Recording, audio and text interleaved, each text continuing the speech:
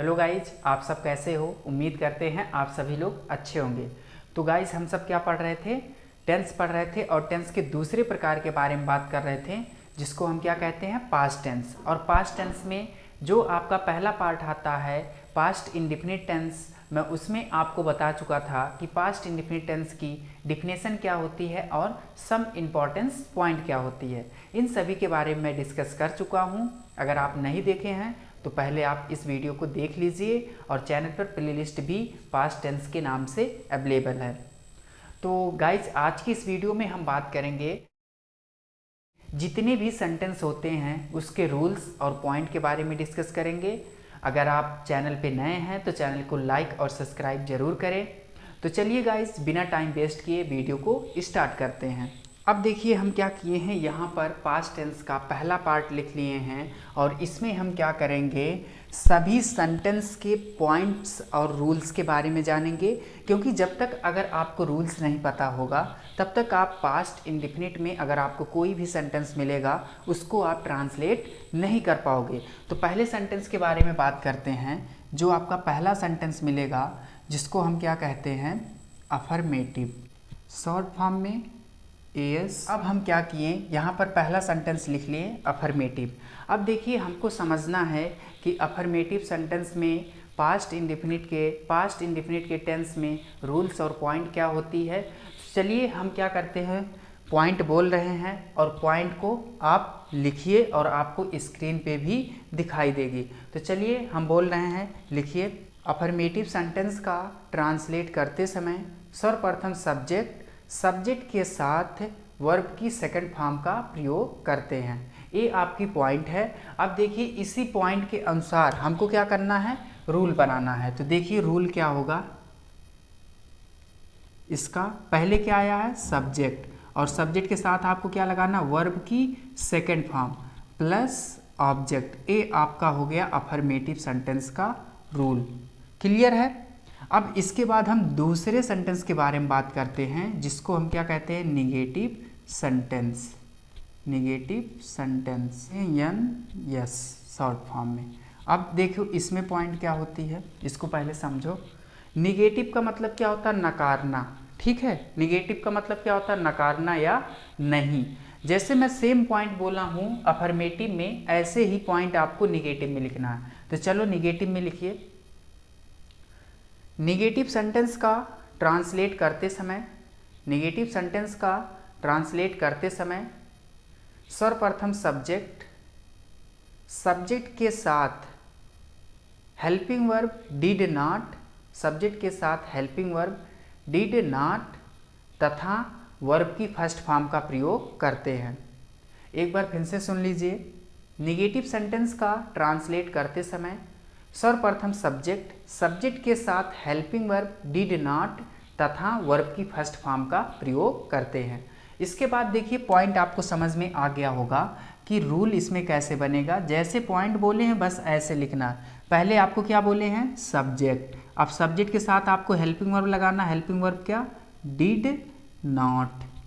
Clear है। इसके बाद हम क्या करेंगे, प्लस वर्ब की फर्स्ट फॉर्म। देखो जैसे हम केवल अफर्मेटिव में ही वर्ब की सेकंड फॉर्म लगाएंगे और किसी भी सेंटेंस में वर्ब की सेकंड फॉर्म का यूज नहीं करेंगे, बाकी सेंटेंस में हम वर्ब की फर्स्ट फॉर्म का यूज करेंगे, प्लस ऑब्जेक्ट। ये आपका हो गया निगेटिव सेंटेंस का रूल। अब इसके बाद हम तीसरे सेंटेंस के बारे में बात करते हैं। जो तीसरा सेंटेंस आपका है इंट्रोगेटिव। पहले हम क्या करते हैं, इसको समझ लेते हैं। देखिए ये आपका नेगेटिव सेंटेंस का रूल है। बस इसमें क्या करना, इस नॉट को हटा दो और इस डिड को पहले कर दो और डिड के स्थान पे यस लगा दो, मतलब सब्जेक्ट लगा दो। तो आपको समझ में आ गया होगा। तो चलो अब हम पॉइंट बोल रहे हैं इंट्रोगेटिव सेंटेंस में। लिखिए, इंट्रोगेटिव सेंटेंस का ट्रांसलेट करते समय सब्जेक्ट के पहले डिड तथा वर्ब की फर्स्ट फॉर्म का प्रयोग करते हैं। एक बार फिर से सुन लीजिए। इंट्रोगेटिव सेंटेंस का ट्रांसलेट करते समय सब्जेक्ट के पहले डिड तथा वर्ब की फर्स्ट फॉर्म का प्रयोग करते हैं। अब देखिए जैसे पॉइंट बोले हैं वैसे ही आपको रूल लिखना है। तो देखो रूल क्या होगा, पहले आपको क्या लिखना है, सब्जेक्ट, फिर सब्जेक्ट के पहले क्या करना है, डिड लगाना है, क्लियर। इसके बाद वर्ब की first form plus object, last में क्वेश्चन मार्क। समझ में आ गया, समझ में आ गया होगा आप लोग को। अब इसके बाद आपका देखो जो चौथा सेंटेंस है जिसको हम क्या कहते हैं, इंट्रोगेटिव प्लस निगेटिव, इन दोनों सेंटेंस को मिलाकर एक नया सेंटेंस फॉर्म किया जाता है जिसको मैं शॉर्ट फॉर्म में लिख रहा हूँ interrogative plus negative sentence. Clear है। अब इसकी पॉइंट और रूल लिखना है। इंट्रोगेटिव प्लस निगेटिव सेंटेंस को पहले समझ लो, बहुत ईजी है। अगर आपको इंट्रोगेटिव सेंटेंस का रूल और पॉइंट आ रही है तो बस उसमें केवल नॉट लगा दो, सब्जेक्ट के बाद नॉट लगा दो, ये हो जाएगा इंट्रोगेटिव प्लस निगेटिव। पॉइंट लिखिए, इंट्रोगेटिव प्लस निगेटिव सेंटेंस का ट्रांसलेट करते समय सब्जेक्ट के पहले हेल्पिंग वर्ब, सब्जेक्ट के पहले हेल्पिंग वर्ब, कॉमा, नॉट तथा वर्ब की फर्स्ट फॉर्म का प्रयोग करते हैं। नॉट तथा वर्ब की फर्स्ट फॉर्म का प्रयोग करते हैं। एक बार फिर से सुन लीजिए, इंट्रोगेटिव प्लस निगेटिव सेंटेंस का ट्रांसलेट करते समय सब्जेक्ट के पहले हेल्पिंग वर्ब, कॉमा, नॉट तथा वर्ब की फर्स्ट फॉर्म का प्रयोग करते हैं। तो आपको पॉइंट समझ में आ गई होगी। तो हम क्या करते हैं, यहाँ पर इसका रूल लिख लेते हैं। तो देखिए रूल कैसे बनाना, सेम पहले आपको मैं क्या बोला हूँ, सब्जेक्ट, और सब्जेक्ट के पहले क्या लगाना है, डिड, इसके बाद प्लस, इसके बाद आपको क्या करना है, कॉमा के बाद नॉट, फिर आपको क्या करना है, वर्ब की फर्स्ट फॉर्म प्लस ऑब्जेक्ट और लास्ट में क्वेश्चन मार्क। ये आपका हो गया इंट्रोगेटिव प्लस निगेटिव सेंटेंस का रूल। इसके बाद देखिए आपका ये इंट्रोगेटिव का भी पहला पार्ट हुआ है। इंट्रोगेटिव के दो पार्ट होता है। अब हम WH क्वेश्चन की बात करेंगे। WH क्वेश्चन, इसका रूल क्या होता है पास्ट इंडेफिनिट टेंस में। तो देखो आपको पता होगा WH क्वेश्चन अगर जब तक आपको नहीं पता रहेगा तब तक आप किसी से भी इंग्लिश में बात नहीं कर पाओगे, क्योंकि जब तक आपको क्वेश्चन नहीं बनाने आएगा तब तक आप ना तो उस जो क्वेश्चन करेगा उसका आंसर नहीं दे पाओगे और ना तो उससे क्वेश्चन पूछ पाओगे। तो ये बहुत ही इम्पॉर्टेंट है।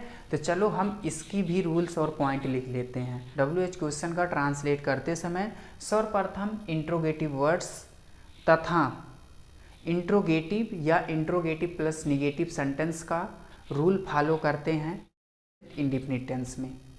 आपको पॉइंट समझ में आ गई होगी, एक बार फिर से सुन लीजिए।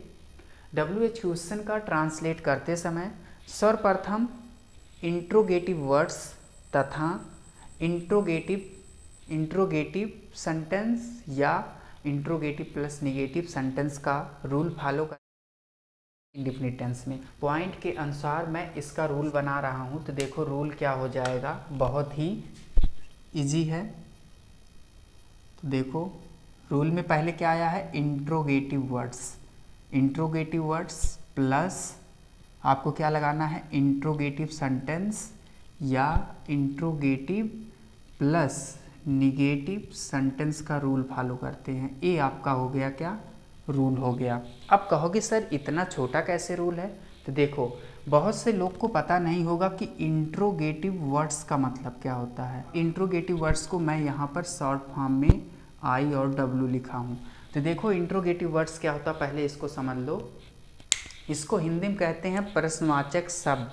अब देखो प्रश्नवाचक शब्द क्या होते हैं, what, why, where, who, ETC, ये सभी आपके इंट्रोगेटिव वर्ड्स होते हैं। अब देखो कैसे रूल को यूज करना है। जैसे मैं एक सेंटेंस लिख रहा हूँ यहाँ पर, ये आपका सेंटेंस है। अब इसी सेंटेंस में आपको मैं बता दे रहा हूँ कैसे रूल यूज होगा। ये सेंटेंस है, इसमें नहीं आया है, नहीं आया, तो आप इसको यूज नहीं करोगे, बस यही इतना रूल यूज करोगे। अब इंट्रोगेटिव वर्ड्स यूज करना तो इंट्रोगेटिव वर्ड्स यहाँ आ जाएगा। सबसे पहले इंट्रोगेटिव वर्ड्स हो गया, प्लस अब इंट्रोगेटिव सेंटेंस का रूल यूज कर लो, यही आपका इंट्रोगेटिव सेंटेंस का रूल हो गया।